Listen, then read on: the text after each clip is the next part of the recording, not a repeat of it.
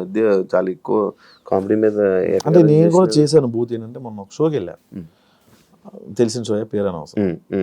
ఆ షోలో కొంచెం డబల్ మీనింగ్ ఉన్నాయి. నేను పొరపాటు నేను వేయాల్సి వచ్చింది అక్కడ. రిగ్రెట్ ఫీల్ అయ్యి నన్ను ఇంట్లో ఆడవాళ్ళు చూస్తారు కదా, అది కొంచెం బాధపడ్డా.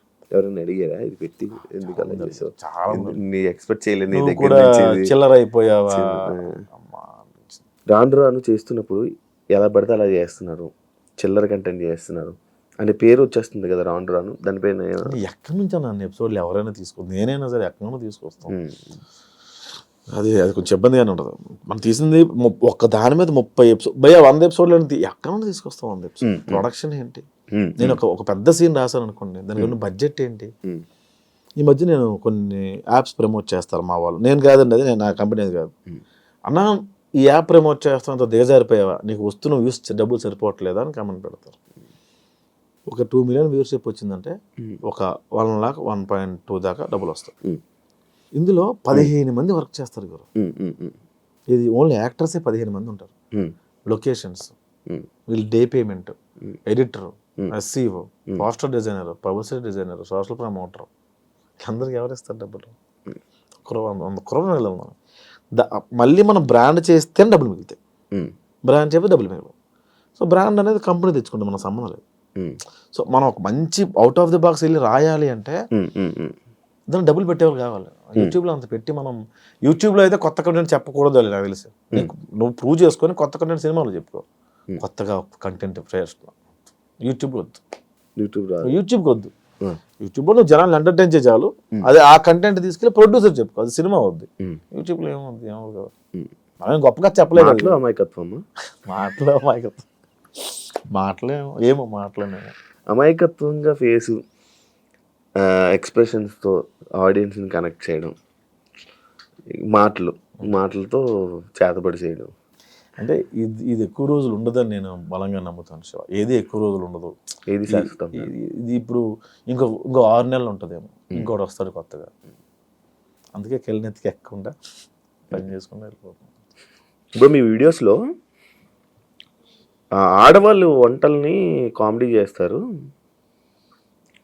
అంటే నిజంగా ఆడవాళ్ళ వంటలు బాగోవా మీ ఉద్దేశమా అని ఒక క్వశ్చన్. అలాని కాదు, దానికి కూడా మనోభావాలా, అలాని కాదు. అక్కడ బాగా బేసిక్గా నాకు బాగా పేరు వచ్చిన వీడియో, ఫస్ట్ వీడియో వంటలక్క అని ఒక వీడియో బాగా పేరు వచ్చింది. అది ఆ వీడియోలో బిట్ని అక్కడ అన్ని సిరీస్లో వాడడం అలవాటు అయిపోయింది. అండ్ పేరు కూడా వచ్చింది దానివల్ల. ఎవరివి అస్థికులని ఒక్కడ వీడియో నాకు ఈరోజు అన్నపెడుతుంది. ఏమో అలా క్లిక్ అయిందని అంట తప్ప అదే బాగుంటాయా ఆడవాళ్ళ వంటలు? మా అమ్మ వంట బాగుంటుంది. తెలివైన ఆన్సర్. బయట ఫుడ్ తింటావు బ్రో? ఇప్పుడు బయటే బ్రో, ఇంకా వండుకోవట్లేదు. బ్యాచులర్ ఉంటున్నావా? మొత్తం బయటే ఫుడ్, 3 పూటలు బయటే.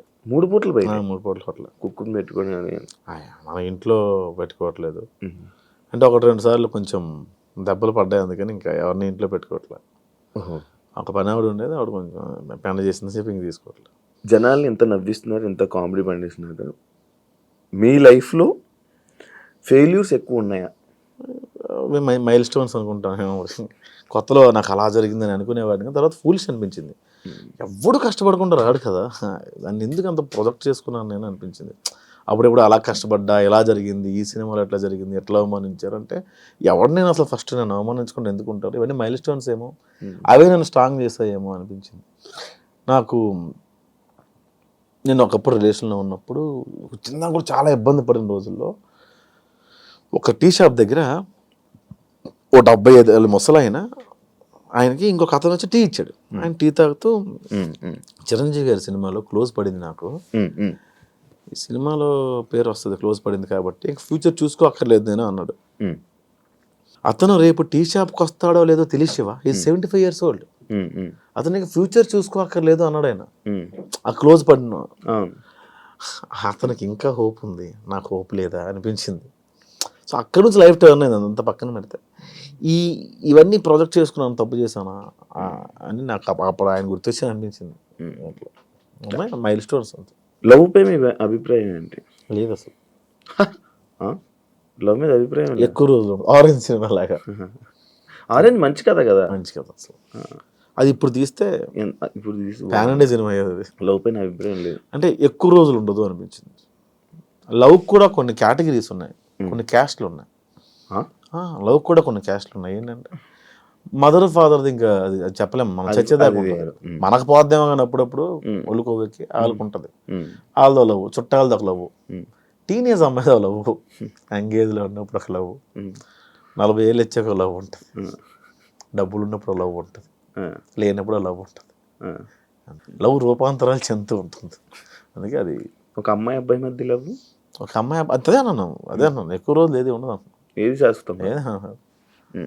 మీరు 45 ఏళ్ళు దాటిన వెళ్ళి మీ యాన్ని మీకు ఇష్టం అంటే స్టిల్ హలో మై హస్బెండ్ అని కెమెరా ముందు అంటారు. లోపలికి వేరే ఉంటుంది కదా. ఉన్నవాళ్ళు కలిసి ఉన్నవాళ్ళు కలిసి తప్పదు కదా, ఇంక వెళ్ళిపోయి ఏం చేస్తారు పిల్లలు కదా.